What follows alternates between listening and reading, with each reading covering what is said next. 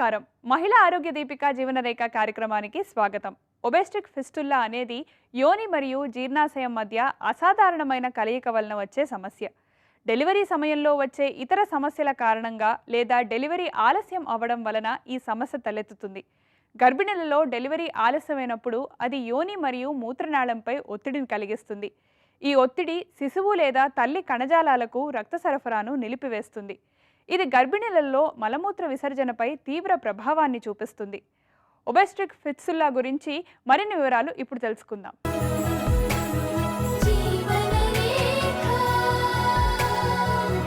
ప్రసవానికి అడ్డు తగిలే ఫిస్టులాని ఆపాలంటే గర్భిణీ స్త్రీకి ప్రసవ నొప్పులు వచ్చినప్పుడు వెంటనే ప్రాథమిక చికిత్స అందించాలి.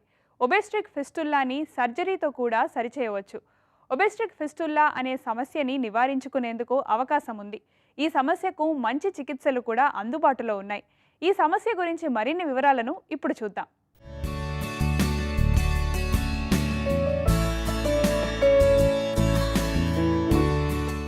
ప్రసూతి ఫిస్టులా అనే సమస్య సాధారణంగా అభివృద్ధి చెందని దేశాలలో నివసించే స్త్రీలలో కనిపిస్తుంది. వెజైనల్ ఫిస్టులా సమస్యకు కారణాలను చూస్తే కనీస జాగ్రత్తలు పాటించకుండా అబార్షన్లు చేయడం, ప్రసవ సమయంలో ఎపిసియోటమీ మరియు ఫోర్సెప్స్ వాడకం, పెల్విక్ రప్చర్ అవ్వడం వంటి సమస్యలు కారణమవుతాయి. రేడియేషన్తో గర్భాశయ క్యాన్సర్కు చికిత్స చేయడం, ఇన్ఫ్లమేటరీ బవెల్ సిండ్రోమ్, క్రోన్స్ వ్యాధి, అల్సరేటివ్ కొలైటిస్ వంటి వ్యాధులు వజైనల్ ఫిస్టులా సమస్యకు దారితీస్తాయి. ఇంకా యోని భాగంలో ఏదైనా శస్త్రచికిత్స జరిగినప్పుడు ఏర్పడే గాయాల వలన కూడా వెజైనల్ ఫిస్టులా సమస్య ఉత్పన్నమవుతుంది. ఒబెస్టిక్ ఫిస్టులాకు కారణమయ్యే కొన్ని రిస్క్ ఫ్యాక్టర్స్ గురించి చెప్పాలంటే, ప్రసవ సమయంలో కావాల్సిన వైద్య సదుపాయాలు అందకపోవడం వలన ఈ సమస్య ఏర్పడచ్చు. అంతేకాదు, గర్భిణికి సరైన పోషకాహారం అందకపోవడం, స్త్రీ ఎదుగుతున్న కాలంలో పోషకాహార లోపం కూడా కారణమే. పెల్విక్ కండరాలలో బలం లేకపోవడం వలన కూడా ఈ సమస్య తలెత్తవచ్చు. బలహీనమైన ఎముకలు, సమస్యాత్మకమైన డెలివరీలు కూడా ఒబెస్టిక్ ఫిస్టులా ప్రమాదాన్ని పెంచుతాయి. ఆబ్స్టెటిక్ ఫిస్టులా అంటే గర్భసంచి చుట్టూ ఉన్న అవయవాలకి కనెక్షన్ ఏర్పడినప్పుడు దాన్ని ఫిస్టులా అంటాం. ఆ కనెక్షన్ ఒకవేళ పైన ఉన్నటువంటి యూరినరీ బ్లాడర్ అవ్వచ్చు, లేకపోతే యూరినరీ బ్లాడర్ నుంచి వచ్చే యూరిత్రా అవ్వచ్చు, లేకపోతే పైన యూరిటర్ ట్రైగోన్స్ కనెక్ట్ అయ్యే యూరిటస్ దగ్గర అవ్వచ్చు. అదేవిధంగా కింద భాగంలో రెక్టమ్కి ఏనల్ కెనాల్ దగ్గర కూడా కనెక్షన్ రావచ్చు. దీన్నే మనం రెక్టో వెజైనల్ ఫిస్టులా, లేకపోతే వెసైకో వెజైనల్ ఫిస్టులా, యూరిత్రో వెజైనల్ ఫిస్టులా అంటాం. బేసిక్ ఇది ఎందుకు జరుగుతుందంటే, తల్లి డెలివరీ అయ్యేటప్పుడు అంటే ఒక బేబీ హెడ్ కిందకు వచ్చేటప్పుడు చుట్టూ ఉన్న టిష్యూస్ ప్రెషర్ పడటం వల్ల, ఇంజ్యూర్ అవ్వటం కానీ వల్ల కనెక్షన్స్ ఏర్పడుతూ ఉంటాయి. దీన్ని నివారించడం అనేది చాలా చాలా ఇంపార్టెంట్. అంటే prevention is better than cure అంటాం. ఇది ప్రివెన్షన్ ఇంపార్టెంట్గా ఇవి ఎందుకు వస్తూ ఉంటాయంటే, ఈ సెకండ్ స్టేజ్ ప్రొలాంగ్ అవ్వటము, లేకపోతే హోమ్ డెలివరీస్ అంటే తెలియకుండా ఇంటి దగ్గర డెలివరీస్ అయ్యేసేసి ఆ డెలివరీ జరిగే టైంలో అంటే ట్రైన్డ్ పర్సన్ లేకుండా ఉండటము, ఫాస్ట్గా సెకండ్ స్టేజ్ అవ్వటము, బిగ్ బేబీ లేకపోతే షార్ట్ అంటే కెఫలోపెలిక్ డిస్ప్రపోర్షన్ ఉండి పెద్ద చైన్లు కూడా నార్మల్ డెలివరీ కోసం మనం ట్రై చేసినప్పుడు ఇలాంటి కాంప్లికేషన్స్ వస్తూ ఉంటాయి. సో దీన్ని నివారించడానికి ముఖ్యంగా హోమ్ డెలివరీస్ని మనం అవాయిడ్ చేయాలి. ఎవ్రీ స్టేజ్లో అంటే ట్రైన్డ్ పర్సన్ దగ్గర అంటే హాస్పిటల్ విజిట్ చేసేసి ట్రైన్డ్ పర్సన్ దగ్గర అంటే ఎలాంటి స్టేజ్లో ఎలాంటి సిచ్యువేషన్స్లో కాంప్లికేషన్ ఎక్స్ప్లెయిన్ చేయాలి. ఎక్స్ప్లెయిన్ చేసి ట్రైన్డ్ అటెండెంట్ ఉన్నప్పుడు ఒకవేళ సెకండ్ స్టేజ్ డెలివరీ ప్రోగ్రెస్ అవ్వట్లేదు, పార్టోగ్రామ్లో చూడటం జరుగుతూ ఉంటుంది. ఈ పార్టోగ్రామ్లో ఈ స్టేజ్ సరిగ్గా ప్రొలాంగ్ అవుతుంది, ఈ స్టేజ్లో కాంప్లికేషన్ వస్తాయి అన్నప్పుడు స్పెషల్ అంటే గైనకాలజిస్ట్ చూపించేసి ఆబ్స్టిషియన్ చూపించి వెంటనే సిజేరియన్ సెక్షన్ చేయడం చేయాలి. ఒకవేళ బిగ్ డయాబెటిక్ మదర్స్లో బిగ్ చైల్డ్ వస్తుంది, బిగ్ హెడ్ ఉన్నప్పుడు, ఒకవేళ సెకండ్ స్టేజ్ ప్రోగ్రెస్ అవ్వనప్పుడు అంటే తొందరగా సిజేరియన్ సెక్షన్ తీసుకువెళ్ళటము. ఒకవేళ సిజేరియన్ సెక్షన్ జరిగేటప్పుడు కూడా బ్లాడర్ అడిషన్స్ ఎక్కువగా ఉంటే జాగ్రత్తగా ఆపరేషన్ చేసి ఇంజురీ బ్లాడర్ డ్యామేజ్ అవ్వకుండా చూసుకోవటము. అదేవిధంగా ఫోర్సెప్స్ డెలివరీ అయ్యేటప్పుడు అంటే చైల్డ్ అక్కడ సెకండ్ థర్డ్ స్టేజ్లో స్టక్ అయిపోయింది, చైల్డ్ తీసేటప్పుడు ఆబ్స్టెటిక్స్ అంటే ఈ ఫోర్సెప్స్ ఇంజురీస్ అవి జరగకుండా జాగ్రత్త పడటము. చైల్డ్ కిందకు వచ్చేటప్పుడు సరైన సపోర్ట్ సిస్టమ్స్ ఇచ్చేసి సరౌండింగ్ ఆర్గన్స్కి దెబ్బ తగలకుండా చూసుకోవటము. ఇలాంటి జాగ్రత్తలు తీసుకోవటం వల్ల ఈ ఆబ్స్టెటిక్ ఫిస్టులాస్ని మనం తగ్గించవచ్చు, లేకుండా చూడొచ్చు. వెజైనల్ ఫిస్టుల్లా లేదా ఒబెస్ట్రిక్ ఫిస్టుల్లా ఉన్నప్పుడు పెద్దగా నొప్పి తెలియదు, కానీ ఈ సమస్య ఉంటే మలమూత్రాలను నియంత్రించుకోవడం కష్టమవుతుంది. ఇది చాలా ఇబ్బందిని కలిగిస్తుంది. వెసికో వెజైనల్ ఫిస్టుల్లా అయితే యోని నుండి మూత్రం బయటకు పోతుంది. రెక్టో వెజైనల్ ఫిస్టుల్లా అయితే దుర్వాసనతో కూడిన డిశ్చార్జ్ బయటకు వస్తుంది. ఒకసారి గ్యాస్ కూడా విడుదల కావచ్చు. యోని ప్రాంతంలో ఇన్ఫెక్షన్ మరియు వాపు ఫలితంగా చికాకుతో పాటు నొప్పి కూడా ఉంటుంది. కిడ్నీలు దెబ్బతినవచ్చు. ఫిస్టుల్లా ఇన్ఫెక్షన్ గడ్డగా మారవచ్చు. నరాల దెబ్బతినటం వల్ల నడుము కింది అవయవాల్లో పక్షవాతం రావచ్చు. ముందస్తు మెనోపాజ్ లక్షణాలు కనబడవచ్చు లేదా ఋతుస్రావం ఆగిపోవచ్చు. ఒబెస్టిక్ ఫిస్టుల్లా ఉన్న స్త్రీలు శారీరకంగానే కాకుండా మానసికంగా కూడా దెబ్బతింటారు. తరచూ మూత్ర విసర్జనకి వెళ్లాల్సి రావడం వలన ఈ సమస్య ఉన్న స్త్రీలు సోషల్ లైఫ్కి దూరంగా ఉండాల్సి వస్తుంది. ఎప్పుడు కూడా కారణాలు అన్నప్పుడు సెకండ్ స్టేజ్ ఆఫ్ లేబర్లో అంటే బేబీ హెడ్ పెద్దగా ఉండటము, డెలివరీ అయ్యేటప్పుడు ఎక్కువసేపు అక్కడ ఉండటం వల్ల వెజైనా పైన యూరినరీ బ్లాడర్ ఉంటుంది, యూరిత్రా ఉంటుంది. అదేవిధంగా కింద రెక్టమ్, ఏనల్ కెనాల్ ఉంటుంది. ఎప్పుడైతే చైల్డ్ డెలివరీ అప్పుడు ఎక్కువసేపు అక్కడ ఉంటుందో మదర్ ప్రోగ్రెస్ అవ్వకుండా, అదే మదర్ పెయిన్స్ వస్తూ ఉంటాయి, యూట్రస్ కాంటాక్ట్ అవుతుంది, చైల్డ్ కిందకి వెళ్ళాలి. అది వెళ్ళే టైం ఎక్కువ ప్రొలాంగ్ అయినప్పుడు చైల్డ్ స్కల్ అంటే మన ఎముకలు స్కల్ ఉన్నవి ప్రెషర్ పడుతూ ఉంటుంది. ఆ ప్రెషర్ పడటం వల్ల సరౌండింగ్ టిష్యూస్ నెక్రోస్ అయిపోయే ఛాన్స్ ఉంటుంది. ఏదైతే చైల్డ్ స్కల్ ఉంటుందో ఆ స్కల్ బోన్ హార్డ్గా ఉంటుంది కాబట్టి సాఫ్ట్ టిష్యూ మీద ప్రెషర్ పడి ఆ టిష్యూ నెక్రోస్ అవ్వటము, థిన్ అవ్వటము, పల్చబడిపోవడం ఇలాంటివి జరుగుతూ ఉంటాయి. అందుకని ఈ సెకండ్ స్టేజ్ బిగ్ చైల్డ్ అంటే షార్ట్ మదర్, బిగ్ అంటే డయాబెటిక్ వాళ్ళ బిగ్ చైల్డ్ ఉన్నప్పుడు, లేకపోతే సెకండ్ స్టేజ్ ప్రొలాంగ్ అవుతూ ఉన్నప్పుడు సరైన అసిస్టెంట్ లేకుండా ఎప్పుడు మనము డెలివరీ చేయాలి, ఎప్పుడు సిజేరియన్ సెకండ్ తీసుకెళ్ళాలి అని అసెస్ చేసి సమయానికి కరెక్ట్గా ఇంటర్వ్యూన్ అయితే ఇలాంటి కాంప్లికేషన్ అవాయిడ్ చేయొచ్చు. అదేవిధంగా చైల్డ్ స్టక్ అయిపోయినప్పుడు ఫోర్సెప్స్ వేసి చైల్డ్ తీయటం అనేది జరుగుతూ ఉంటాయి. ఆ టైంలో కూడా అంటే అడ్వంటెంట్గా టిష్యూస్ చాలా థిన్ అవుట్ అయిపోయినప్పుడు ఈ ఫోర్సెప్స్ ఆ టిష్యూ మీద పడినప్పుడు డ్యామేజ్ జరిగినప్పుడు కూడా ఇలాంటి ఫిస్టులేస్ జరగచ్చు. సో ఫస్ట్ ఎవరికి ఇది వస్తుందో ఐడెంటిఫై చేయాలి. రెగ్యులర్గా విజిట్కి వెళ్ళటం వల్ల మదర్ కండిషన్ ఏంటి, చైల్డ్ సైజ్ ఎంత ఉంది, స్కల్ సైజ్ బాగా ఎక్కువగా పెద్దగా ఉందా, అంటే కెఫలోపెల్విక్ డిస్ప్రపోర్షన్ నుండి చైల్డ్ అబ్స్ట్రక్ట్ అయ్యే ఛాన్స్ ఎక్కువగా ఉంది, ఇలాంటి వాళ్ళకి మనం సజెస్ట్ చేస్తే తొందరగా ఇంటర్వ్యూన్ అవ్వటము. అదేవిధంగా ఒకవేళ డిఫికల్టీస్ వస్తాయి అన్నప్పుడు ఎక్స్పర్ట్ మీ పక్కన ఉన్నప్పుడు ఇలాంటి కాంప్లికేషన్ జరగకుండా టైమ్లీ ఇంటర్వెన్షన్ వల్ల ఇలాంటి ఆబ్స్టిక్ ఫిస్టులాస్ చాలా వరకు మనం అవాయిడ్ చేయడానికి ఆస్కారం ఉంది. ఒబెస్టిక్ ఫిస్టుల్లాను నివారించి దాని వలన కలిగే బాధ నుంచి విముక్తి పొందొచ్చు. ఇది చాలా మంది మహిళలను ఇబ్బందికి గురి చేస్తుంది. ఒబెస్టిక్ ఫిస్టుల్లా నివారణకు గర్భిణికి డెలివరీ సమయంలో అందాల్సిన ప్రాథమిక చికిత్సను అందించాలి. ఫిస్టుల్లాలను నివారించడం మరియు చికిత్స చేయడం ప్రపంచవ్యాప్తంగా ఒబెస్టిక్ ఫిస్టుల్లా బారిన పడుతున్న మహిళలకు నిపుణులు అవగాహన కల్పిస్తున్నారు. స్త్రీలు ప్రెగ్నెన్సీ ప్లాన్ చేస్తున్నప్పుడు అవసరమైన వైద్య పరీక్షలు చేయించుకోవాలి. గర్భిణి గర్భస్థ సమయంలో తన ఆరోగ్యం గురించి ఎక్కువ శ్రద్ధ వహించాలి. సరైన పోషకాలు ఉన్న ఆహారాన్ని తీసుకోవాలి. అంతకు ముందు బిడ్డ పుట్టినప్పుడు ఏమైనా సమస్యలు ఉంటే వైద్యునితో చర్చించాలి. కంటి కండరాలను బలంగా మార్చుకోవడానికి వైద్యుని సలహాతో కిగల్ వ్యాయామాలు చేయవచ్చు. అంటువ్యాధులను నివారించడానికి యోని భాగంలో పరిశుభ్రతను పాటించాలి. ఎప్పుడు కూడా ఫిస్టులాస్ వచ్చిన తర్వాత ఈ ఫిస్టులాస్ చాలా కాంప్లికేటెడ్గా ఉంటాయి. ఎందుకంటే యూరిన్ వెజైనా నుంచి కారిపోతూ ఉంటుంది, దానివల్ల రికరెంట్ యూరినరీ ట్రాక్ట్ ఇన్ఫెక్షన్స్ వస్తూ ఉంటాయి. ఒకవేళ రెక్టల్ కమ్యూనికేషన్ ఉందంటే రెక్టమ్ నుంచి గాలి వెజైనాకి రావటము, మోషన్ వెజైనాలో కానీ ఇలా వస్తూ ఉంటాయి. అందుకని స్మెల్ వస్తూ ఉంటుంది, ఫౌల్ స్మెల్లింగ్ వస్తుంది కాబట్టి బయటికి వెళ్ళడానికి భయపడుతూ ఉంటారు, పబ్లిక్లో కలవడానికి చాలా కష్టపడుతూ ఉంటారు. ఇలాంటి వాళ్ళకైనా ఫస్ట్ ఐడెంటిఫై చేయాలి. ఐడెంటిఫై చేయటం అంటే సింపుల్, ఫస్ట్ వెజైనల్ ఎగ్జామినేషన్ చేసి కమ్యూనికేషన్ ఎక్కడి నుంచి వస్తుంది, పై భాగం నుంచి అంటే బ్లాడర్ నుంచి యూరిత్రా ఏరియా నుంచి వస్తుందా, లేకపోతే రెక్టమ్ నుంచి వెజైనా కింద నుంచి కనెక్షన్ వస్తుందా, ఫస్ట్ ఐడెంటిఫై చేయాలి. ఐడెంటిఫై క్లినికల్ ఎగ్జామినేషన్ తర్వాత ఎంఆర్ ఫిస్టోగ్రామ్ కానీ లేకపోతే సిటీ అబ్డమెన్ చేసి ఎక్కడన్నా పెథాలజీ ఎక్కడి నుంచి వస్తుందని ఐడెంటిఫై చేయడానికి స్పెసిఫిక్గా ఎంఆర్ఐ చేసుకొని ఆ కమ్యూనికేషన్ మనం ఎస్టాబ్లిష్ చేయాలి.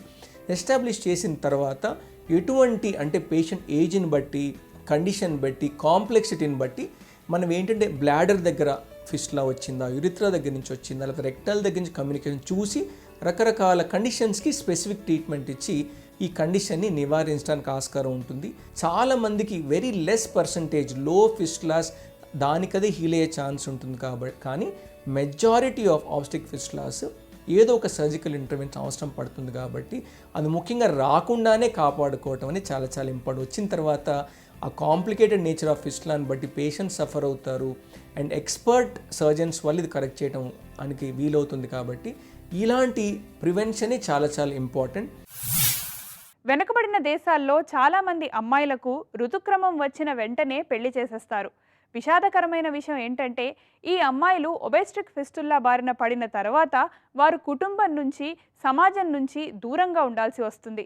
ఇలాంటి పరిస్థితి రాకుండా ఉండాలంటే ఒబెస్టిక్ ఫిస్టుల్లా సమస్యను నివారించే ప్రయత్నం చేయాలి. గర్భధారణ సమయంలో సాధారణంగా గర్భిణి ఆరోగ్యంతో పాటు పుట్టబోయే బిడ్డ ఆరోగ్యం గురించి కూడా కొంత ఆందోళన ఉండటం సహజం. అయితే గర్భంలోని శిశువు గురించి కీలకమైన సమాచారం అందించేది మాత్రం ఉమ్మనీటి పరీక్షలే. పుట్టుకతో వచ్చే లోపాలతో పుట్టే అవకాశాలను కనిపెట్టడానికి ఇవి అవసరం అవుతాయి. గర్భిణులకు ఉమ్మనీటి పరీక్షలు చేయటం ద్వారా అలాంటి సమస్యలను ముందుగానే గుర్తించే అవకాశం ఉంది. కార్యక్రమంలో సమస్య సలహా చూద్దాం.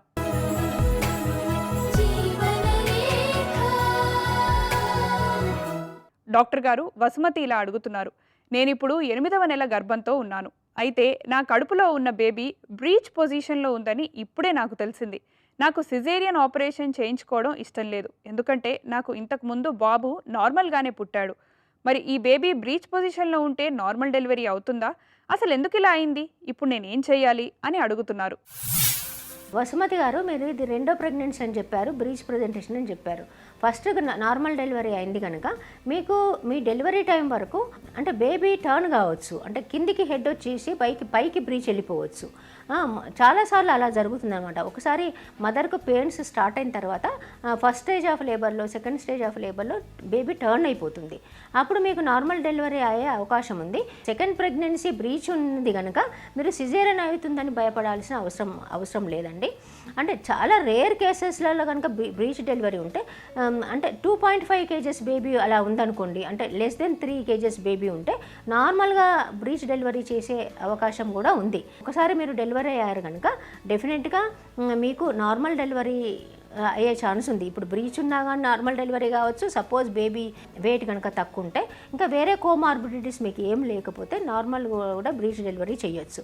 లేదా ఆ టైంకు బ్రీచ్ కూడా మీకు కెఫలిక్ అంటే హెడ్ కిందికి వచ్చేస్తుంది, కాళ్ళు పైకి వచ్చేస్తాయి, అప్పుడు డెలివరీ అయ్యే ఛాన్స్ ఉంటుంది. మీరు మట్టుకు ఎప్పుడైనా కానీ లేబర్ పెయిన్స్ రాగానే వెంటనే మీరు డాక్టర్ దగ్గరికి వెళ్ళి చెక్ చేయించుకుంటే బెటరు. ఎందుకంటే ఒక్కొక్కసారి మీరు సెకండ్ డెలివరీ కనుక ఒక్కొక్కసారి వాటర్ రప్చర్ కావడము, అంటే అంబ్లికల్ కార్డు వాటర్ రప్చర్ అయ్యి కిందికి రావడము, అలాంటివి జరిగితే మాత్రం ప్రాబ్లం కావచ్చు అండి. డాక్టర్ గారు, మధు ఇలా అడుగుతున్నారు. నేనిప్పుడు 32 వారాల గర్భవతిని. గత వారం మా వదిన గారి కూతురికి చికెన్ పాక్స్ వస్తే చూడ్డానికి వెళ్ళొచ్చాను. ఈ సందర్భంగా నేను అక్కడ 2 రోజులు ఉండాల్సి వచ్చింది. ఈ సమయంలో ఇన్ఫెక్షన్ సోకడానికి అవకాశం ఎక్కువగా ఉందంటారు కదా, మరి నాకు పుట్టబోయే బిడ్డకు ఏమైనా ఇన్ఫెక్షన్ వచ్చే అవకాశం ఉందా? సలహా ఇవ్వండి అని అడుగుతున్నారు. మధుగారు, మీరు ఇప్పుడు చెప్పినట్టు ఇది వైరల్ ఇన్ఫెక్షన్ ఇన్ ప్రెగ్నెన్సీ అనేటివి ఎలా వస్తుందంటే, మీకు కనుక చికెన్ పాక్స్ ఇదివరకు వచ్చి ఉంటే కనుక మీకు ఇప్పుడు చికెన్ పాక్స్ వచ్చే అవకాశం ఉండదు. లేదా మీరు చికెన్ పాక్స్ వ్యాక్సినేషన్ కనుక తీసుకొని ఉంటే ఇదివరకు మళ్ళీ మీకు చికెన్ పాక్స్ వచ్చే అవకాశం ఉండదు. మీ వదిన వారి కూతురుకు వచ్చింది కనుక మీరు 2 days అక్కడ ఉన్నారు కనుక మీరు చూసుకోండి, మీకు గుర్తు తెచ్చుకోండి. ఎందుకంటే ఎప్పుడో చిన్నప్పుడు మీకు చికెన్ పాక్స్ కనుక వచ్చి ఉంటే మీరు ఇప్పుడు భయపడాల్సిన పని లేదు. ఇంకొకటి ఏంటంటే, ఇప్పుడు 32 weeks అంటే 8th month ప్రెగ్నెన్సీలో ఉన్నారు కనుక, అంటే చికెన్ పాక్స్ అనేది ఏంటంటే 21 days లోపల వస్తుంది. ఈ ఇన్ఫెక్షన్ 3 days నుంచి 21 days లోపల వస్తుందన్నమాట. అది మీరు ఏం చేసుకోవాలంటే, మీరు వెళ్ళిన తర్వాత ఇంటికి వెళ్ళిన తర్వాత మీరు చూసుకోండి, మీకు ఏమైనా ఫీవర్ వస్తుందా, బ్లిస్టర్స్ వస్తున్నాయా, అలాంటివి ఏమైనా ఉంటే వెంటనే డాక్టర్ని కలవండి. యాంటీవైరల్ డ్రగ్స్ మీరు ఇప్పుడు సపోజ్ వస్తే కనుక తీసుకోవచ్చు. మీ పుట్టబోయే బిడ్డకు, ఎందుకంటే 32 weeks అయింది కనుక కంజెంటల్ అనామలీస్ కానీ హార్ట్ డిఫెక్ట్స్ కానీ ఏమి రావు. సపోజ్ చికెన్ పాక్స్ కనుక ఫస్ట్ 3 months ఆఫ్ ప్రెగ్నెన్సీ వస్తే కనుక డేంజర్ అండి. ఎందుకంటే బేబీకి బ్రెయిన్లో ప్రాబ్లమ్స్ రావచ్చు, స్కిన్ మీద ప్రాబ్లమ్స్ రావచ్చు, ఇంకా హార్ట్ మీద ప్రాబ్లమ్స్ రావచ్చు. ఇవన్నీ కంజెంటల్ అనామలీస్ వచ్చే అవకాశం ఉంటుంది. ఫస్ట్ 3 months అబార్షన్స్ కూడా ఎక్కువ వచ్చే అవకాశం ఉంటుంది. 6 months ప్రెగ్నెన్సీ వరకు కనుక వస్తే ఈ బేబీకి ఇలాంటి ఏంటంటే IUGR అంటే బేబీ సరిగ్గా పెరుగుదల తగ్గిపోవచ్చు, వెయిట్ కూడా తక్కువ ఉండొచ్చు, అలాంటి ప్రాబ్లమ్స్ ఉంటాయి. బట్ మీకు లక్కీగా ఏంటంటే 32 weeks అని అంటున్నారు కనుక సపోజ్ మీకు మోస్ట్లీ మీకు చికెన్ పాక్స్ వస్తే కనుక మీకు చికెన్ పాక్స్ రాకపోవచ్చు. బట్ వస్తే కనుక కూడా మీరు ఇమ్మీడియట్గా డాక్టర్కు మీరు చూపించాలి. వాళ్ళు కూడా వ్యాక్సిన్స్ అవన్నీ అవసరం ఉంటే చూసి ఇస్తారు. సపోజ్ మదర్కి కనుక ఆల్రెడీ చికెన్ పాక్స్ ఎప్పుడో వచ్చిందంటే మీ బేబీకి కూడా 6 months వరకు ప్రొటెక్షన్ ఉంటుందన్నమాట. ఎందుకంటే యాంటీబాడీస్ మీ బేబీకి రిలీజ్ అయ్యి ఉంటాయి. అందుకని మీ బేబీకి కూడా వచ్చే అవకాశం ఉండదు. గర్భస్థ శిశువు ఎంత ఆరోగ్యంగా ఉన్నది తెలుసుకోవడంతో పాటు జన్యుపరమైన సమస్యలు లేకుండా పుట్టబోతున్నట్లు నిర్ధారించుకోవటం కూడా చాలా ముఖ్యం. పుట్టుకతో వచ్చే లోపాలు వారికి జీవితాంతం శాపాలుగా మిగిలిపోతాయి. కాబట్టి ఈ పరీక్షలకు ప్రాధాన్యం ఉంది. ఎదుగుదల లోపం, బుద్ధిమాంద్యం లాంటి సమస్యలతో పుట్టటం లేదని తేల్చుకోవటానికి జరిపే ఉమ్మనీటి పరీక్షలు చేయించడం చాలా ముఖ్యం. డాక్టర్ గారు, పావని ఇలా అడుగుతున్నారు. నా వయసు 29 సంవత్సరాలు. నాకు 2 నెలల క్రితం సిజేరియన్ ఆపరేషన్ ద్వారా పాప పుట్టింది. పాప వయసు 2 నెలల 10 రోజులు. ఇప్పుడు నేను కోవిడ్ వ్యాక్సిన్ ఫస్ట్ డోస్ తీసుకోవాలని అనుకుంటున్నాను. నేను కోవిడ్ వ్యాక్సిన్ తీసుకుంటే 2-3 రోజులు పాపకి పాలు ఇవ్వడం ఆపేయాలా? ఎటువంటి జాగ్రత్తలు తీసుకోవాలి? సలహా ఇవ్వండి అని అడుగుతున్నారు. పావని గారు, కోవిడ్ వ్యాక్సిన్ తీసుకుందామని మీరు డిసైడ్ చేశారు. It's a very good decision. యాక్చువల్గా చాలా రకాల ట్రయల్స్, ఎక్స్పర్ట్స్ అన్ని స్టడీస్ చేసి ఈ కోవిడ్ వ్యాక్సిన్ అనేది safe during pregnancy and breast feeding అని ఒక డిసిషన్కి వచ్చారు. సో మీరు తప్పకుండా కోవిడ్ వ్యాక్సిన్ అనేది ఇప్పుడు తీసుకోవచ్చు. సో కోవిడ్ వ్యాక్సిన్ తీసుకున్న తర్వాత ఫీడింగ్ ఆపాల్సిన అవసరం లేదు. డెఫినెట్గా మీరు బేబీకి ఫీడ్ అనేది చేయొచ్చు. సో చేసినప్పుడు యాక్చువల్గా ఏంటంటే మీరు కోవిడ్ వ్యాక్సిన్ తీసుకోవడం వల్ల మీ బేబీ కూడా బెనిఫిట్ అవుతుంది. ఎందుకంటే ఈ యాంటీబాడీస్ అనేవి మీ బ్రెస్ట్ మిల్క్ ద్వారా బేబీకి వెళ్ళి బేబీకి డబుల్ ప్రొటెక్షన్ అనేది ఇస్తుంది. కానీ మీరు చాలామందికి ఏంటంటే కోవిడ్ వ్యాక్సిన్ తీసుకున్న తర్వాత కొంచెం ఫీవర్, బాడీ పెయిన్స్ అవి వస్తాయి, కామన్గా వస్తున్నాయి. కాబట్టి మీరు ఫీవర్ వచ్చినప్పుడు దానికి తగ్గ మెడిసిన్స్, డోలో టాబ్లెట్ కానీ పారాసిటమాల్ మెడికేషన్ అనేది తీసుకుంటే బాగుంటుంది.